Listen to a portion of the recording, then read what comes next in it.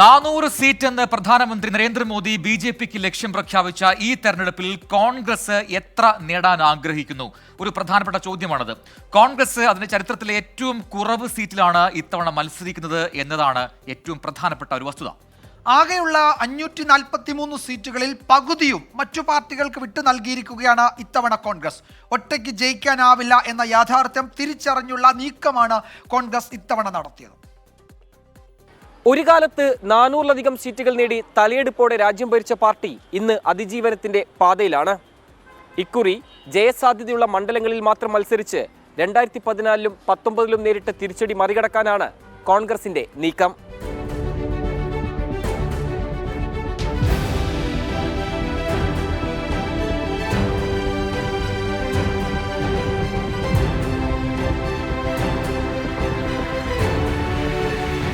സ്വാതന്ത്ര്യലബ്ധിക്കു ശേഷം 1951 നടന്ന ആദ്യ ലോക്സഭാ തെരഞ്ഞെടുപ്പിൽ 479 സീറ്റിൽ മത്സരിച്ച കോൺഗ്രസ് 364 ഇടങ്ങളിലാണ് വിജയിച്ചത്. കോൺഗ്രസിന്റെ സർവാധിപത്യ കാലഘട്ടത്തിൽ പിന്നീട് രാജ്യം അഭിമുഖീകരിച്ച 16 ലോക്സഭാ തെരഞ്ഞെടുപ്പുകളിൽ കോൺഗ്രസ് ശരാശരി 450 സീറ്റുകളിൽ വരെ മത്സരിച്ചിട്ടുണ്ട്. എന്നാൽ ഇക്കുറി കോൺഗ്രസ് ഇതിൽ നിന്നെല്ലാം വ്യത്യസ്തമാണ്. 270 സീറ്റുകളിൽ വരെ മാത്രമേ ഇത്തവണ സ്ഥാനാർത്ഥികളെ ഇറക്കുന്നുള്ളൂ. 2004-ലാണ് ഇതിനു മുമ്പ് ഏറ്റവും കുറവ് സീറ്റിൽ മത്സരിച്ചത്. അന്നുപോലും 417 സീറ്റിൽ മത്സരിച്ചു. PV നരസിംഹറാവുവിന്റെ കാലാവധിക്ക് ശേഷം 1996-ൽ നടന്ന തെരഞ്ഞെടുപ്പിൽ 529 സീറ്റിൽ കോൺഗ്രസ് മത്സരിച്ചതാണ് റെക്കോർഡ്. പാർട്ടിക്ക് അന്ന് കിട്ടിയത് 140 മാത്രം. എന്നാൽ 161 സീറ്റിൽ BJP വിജയിച്ചതോടെ അടൽ ബിഹാരി വാജ്പേയി പ്രധാനമന്ത്രിയായി. ചരിത്രത്തിലെ ഏറ്റവും വലിയ തിരിച്ചടി നേരിട്ട 2014-ൽ 464 സീറ്റിലാണ് മത്സരിച്ചത്. 2019-ൽ 423 സീറ്റിൽ കോൺഗ്രസ് മത്സരിച്ചു. അതേ വർഷം 437 സീറ്റിൽ മത്സരിച്ച BJP കോൺഗ്രസിനേക്കാൾ അധിക സീറ്റിൽ മത്സരിച്ച് തെരഞ്ഞെടുപ്പ് ചരിത്രത്തിൽ ഇടം നേടി. പ്രാദേശിക പാർട്ടികൾക്ക് കൈകൊടുത്ത് വിശാല ഇന്ത്യാ സഖ്യം രൂപീകരിച്ചാണ് ഇക്കുറി കോൺഗ്രസ് കളത്തിലുള്ളത്. പ്രതാപിയായി നിന്ന ഉത്തർപ്രദേശിൽ ഇന്ന് സമാജ്വാദി പാർട്ടിയുടെ തണലിലാണ് 17 മത്സരിക്കുന്നത്.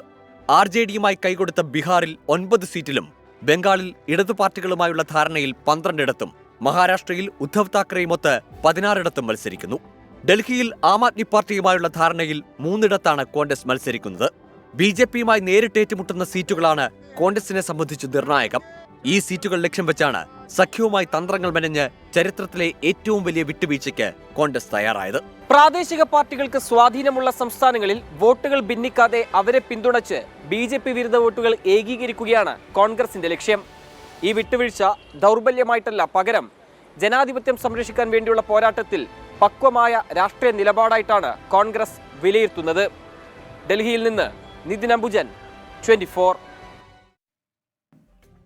ഇപ്പോൾ കോൺഗ്രസിന്റെ ഒരു പ്രശ്നം അല്ലെ, അത് ഒരു വലിയ പ്രശ്നമായി മാറുന്നുണ്ട്. മാത്രമല്ല, പക്ഷെ അതേസമയം ഈ ഇന്ത്യ മുന്നണി, ഇന്ത്യ സഖ്യം എന്ന് പറയുന്നതിൽ പോലും പലപ്പോഴും ഈ സീറ്റ് വിഭജനത്തിലൊക്കെ കോൺഗ്രസിന് എന്താണ് പറയുക, അനാവശ്യമായി ചില വാശികൾ വരുന്നത് കണ്ടു. പല സംസ്ഥാനങ്ങളിലും അത് പ്രശ്നം സൃഷ്ടിക്കുന്നുണ്ട്. ഇപ്പോൾ പോലും പൂർണ്ണമായും സ്ഥാനാർത്ഥികളെ പ്രഖ്യാപിക്കാത്ത സ്റ്റേറ്റുകൾ ഉണ്ട്. പക്ഷേ ഞാൻ വേറൊരു തരത്തിലാണ് പ്രചിനതിനെ കാണുന്നത്. കോൺഗ്രസ് കുറെ കൂടി യാഥാർത്ഥ്യം തിരിച്ചറിഞ്ഞ് വിട്ടുവീഴ്ചയ്ക്ക് തയ്യാറായിട്ടുണ്ട് എന്നതാണ്. കാരണം കൂടുതൽ സഖ്യം വേണം. BJP അധികാരത്തിലെത്തുന്ന സമയത്ത് NDA എന്നതായിരുന്നു. BJP മുന്നണി സംവിധാനത്തിലൂടെ ഇന്ത്യയിൽ ഭരണം കോൺഗ്രസിൽ നിന്ന് തിരിച്ചു പിടിച്ചു.